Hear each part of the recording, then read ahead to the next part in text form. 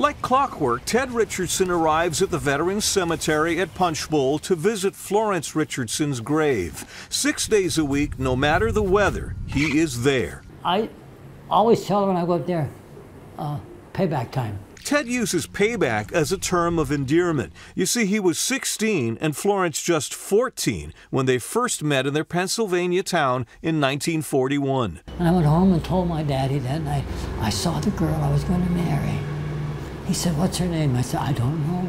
I didn't know." He enlisted in the Marines and fought through World War II. Her photograph went with him everywhere. She was beautiful, so I mean, I didn't mind looking at her all the time.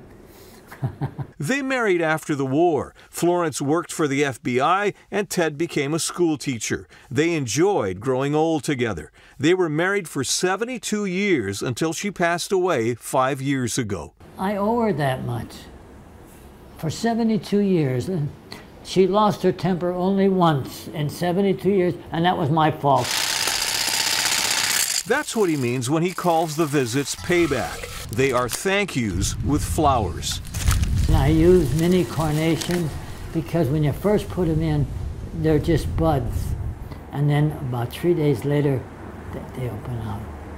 It takes Ted 3 bus rides from his Waikiki apartment to reach the foot of the cemetery, where security staffers drive him up the hill. Since her burial at Punchbowl, Ted's visited Florence's grave more than 1,300 times. They say, "How do you keep track?" Well, I have calendars and I mark them down every day when I come home. Ted's 93 years old, and he has planned ahead. I'll keep going as long as I can go. God will tell me when I've had enough. He arranged with his church to bring Florence flowers once a month when he's dead and buried beside her.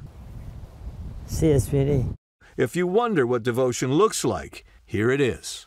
Jim Mendoza, Hawaii News Now.